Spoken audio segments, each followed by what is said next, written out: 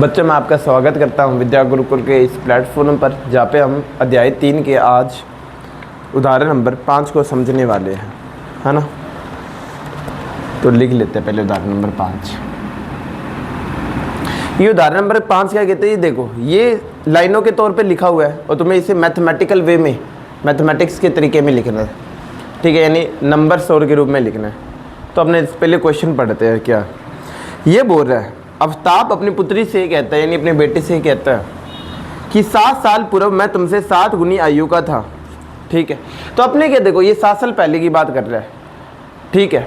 पहले पूरा क्वेश्चन पढ़ते हैं इसे कि 7 साल पहले मैं तुमसे 7 गुनी आयु का था और अब से 3 वर्ष बाद, यानी आज मैं, मान लो आज 2020 चल रहा है, मान लो 26 चल रहा है, तो ये बोला 7 साल पहले, यानी 2019 में ये बोल रहा है कि जो आफ्ताब की एज थी ना, वो उसकी बेटी की कितनी थी, 7 गुनी थी, ठीक है।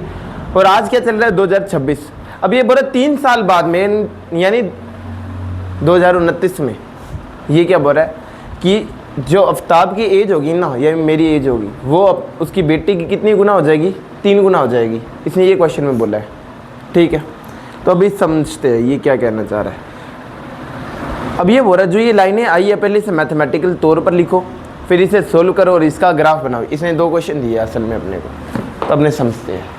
इसने पहले क्या बोला कि अब मेरी एज, अब जब एज की बात करी है तो एक तो देखो, ये बोल रहा है अब से 7 साल पहले और अब से 3 साल पहले, तो तुम बोलोगे 7 साल पहली वाली एज को मैं क्या मान लेता हूँ, एक्स मान लेता हूँ कि 7 साल पहले, 7 साल पहले।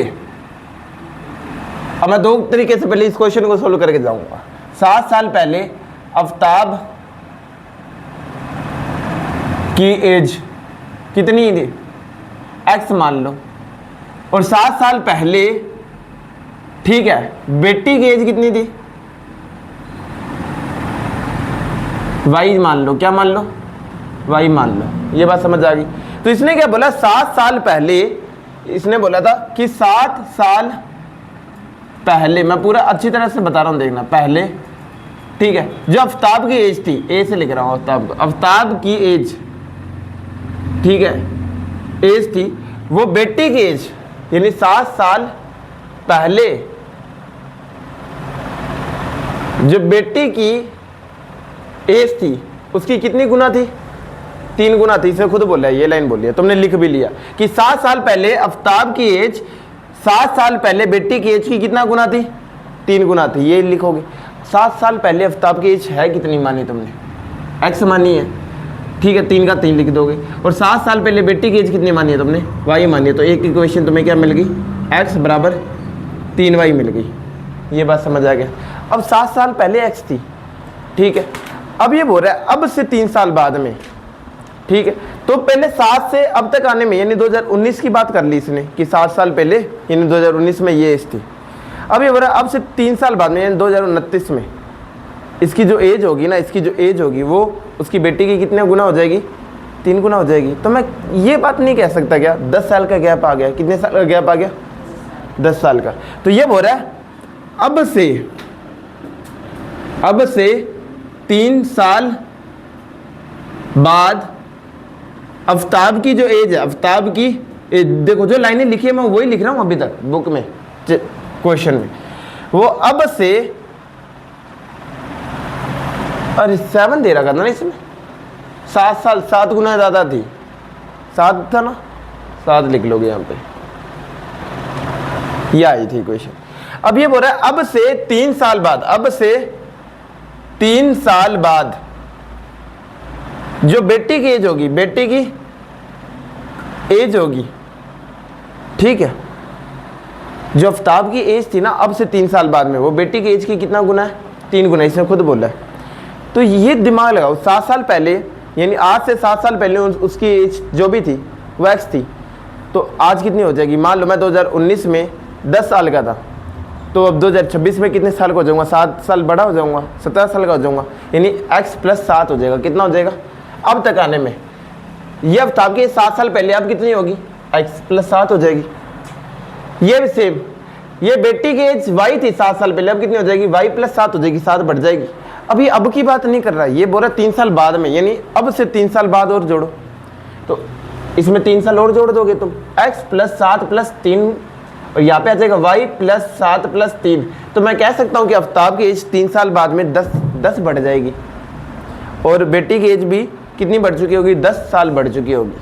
तो ये क्या बोल रहा है कि जो आफ्ताब की एज है यानी x + 10 है, वो 3 गुना है किसके, y + 10 के। ये बात समझ आएगी तुम्हें इतनी। अब इक्वेशन बन गई x + 10 बराबर 3 को y से गुना किया 3y, 3 को 10 से गुना किया 30, ये आ गया।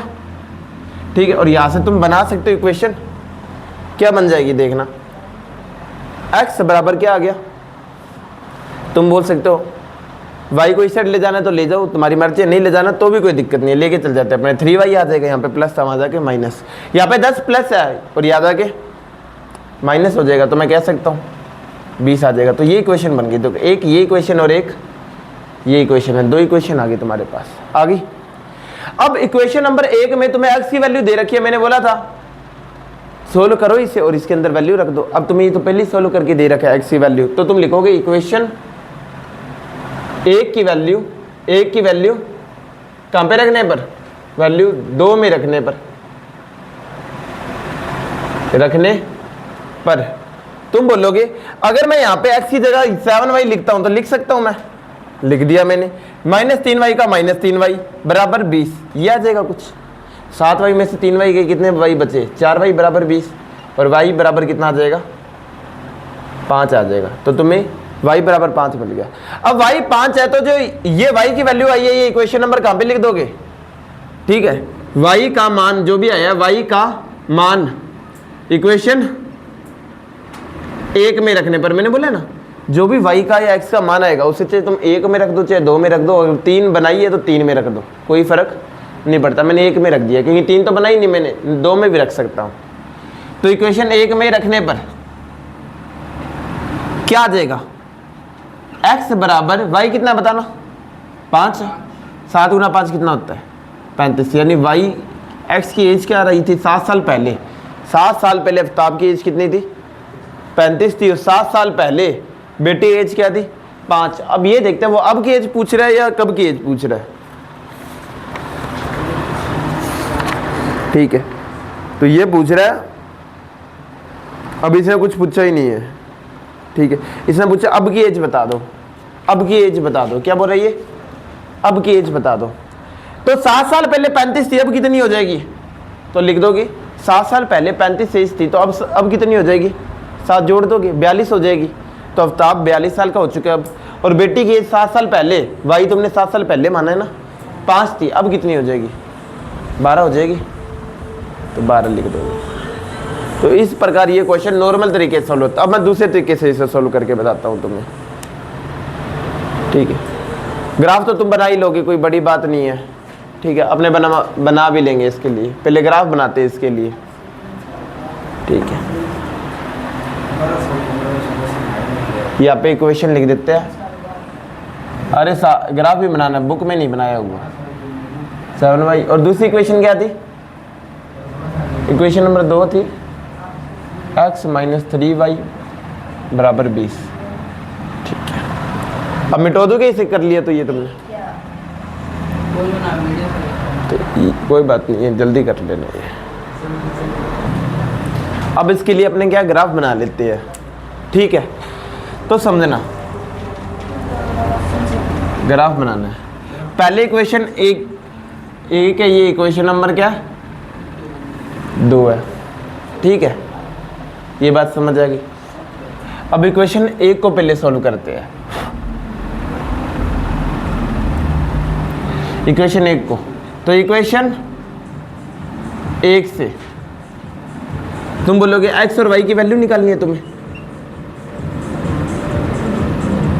तो एक बार x को 0 रख दोगे, एक बार y को 0 रख दोगे। तो x बराबर 0 रखने पर क्या होता है देखना, अगर x 0 होता है तो इस इक्वेशन में y कितना आया बताना, 0 बराबर 7y आएगा, और ये 7 यहाँ चल जाएगा तो क्या आ जाएगा, y बराबर 0 आ जाएगा। ये 7 साल पहले की लाइनें हैं, देखो। अगर इसने अब की लाइन, क्योंकि इसमें कुछ कहा नहीं है, अब की लाइन लेनी है तुम्हें, ठीक है, ये बात याद रहेगी। और अब की भी अगर मान लो क्या हुआ,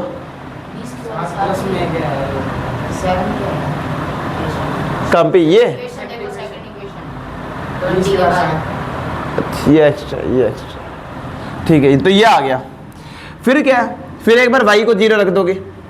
अगर तुम y को 0 रखते तो क्या आता, तुम अगर y को 0 रखते तो इस बार क्या आता, x 0 आ जाता। ये तो कोई बात नहीं हुई, देखो दोनों को 0 रखते तो 0 ही आता है।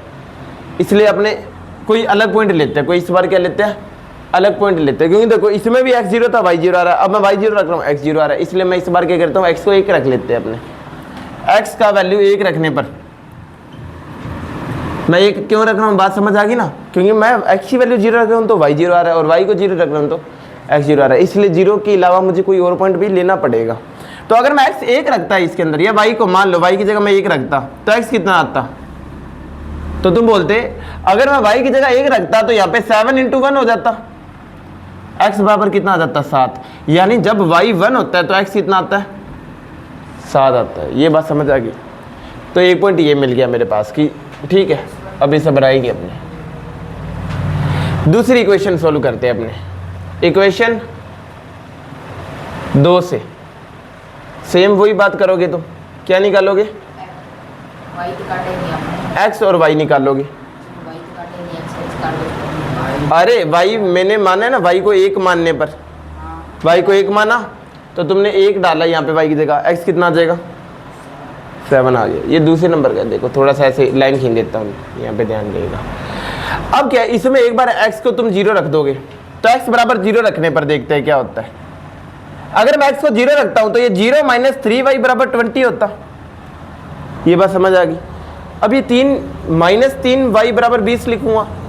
अब ये -3 है, वहां जाके डिवाइड में तो 20/3 आ जाएगा। ये बात समझ आ गई, माइनस का। तो याद रखना, अगर मैं x को 0 रखता हूँ तो ये कितना आता है, 20/3, और 20/3 कितना होता है, 6.6 करके कुछ आएगा आंसर, 6.6 अगर एक्यूरेट देखे। अब y को 0 रख दो एक बार। अगर मैं y को 0 रखता, अगर मैं y को 0 रखता तो देखते क्या होता है। तो बोलोगे x माइनस ये पूरा ही 0 हो जाएगा, -0 बराबर 20, ये आ जाएगा। अब x - 0 क्या होता है, x ही होता है। तो x कितना आ गया, 20 आ गया। कितना आ गया, 20 आ गया। ये बात समझ आ गई। यानी जो x का मुझे ग्राफ खींचना है ना, x का जो मुझे ग्राफ खींचना है, x में मिनिमम तो 0 और मैक्सिमम कितना 20 है, तो 2 का गैप लेके खींचते हैं। 2, 4, 6, 8, 10, 12, 14, 16, 18, 20। ये बात समझ आ गई। अब क्या है, ये हो गया x की वैल्यू के लिए। y की वैल्यू देखो, मिनिमम तो जा रही है -20/3 कितना है, -6.6 यानी 7 तक, और मैक्सिमम कितनी जा रही है, 1 तक। तो यहाँ तक खींचते हैं। 1 माइनस का -2, -3, -4, -5 और -6, और ये -7 तक जा रही है। ये बात समझ आ गई। देखो यहाँ पे जो बोला था वही अभी तक, कुछ नहीं है। इसने बोला कि y है ना, वो मैक्सिमम तो 1 है और मिनिमम कितना है, मिनिमम है -6.66, नीचे माइनस होती है 6 से ज़्यादा, इसलिए मैं -7 तक मैंने यहाँ पे ड्रॉ कर दी लाइनें। ठीक है, ये अंक लिख दिए, और ऊपर है 1 तक, तो 1 और 2 तक खींच लेते हैं। ये बात समझ आ गई तुम्हें। अब समझना, जब ये हमारा x 0 था तो y भी कितना था, 0 था, तो मैंने 0 खींच दिया।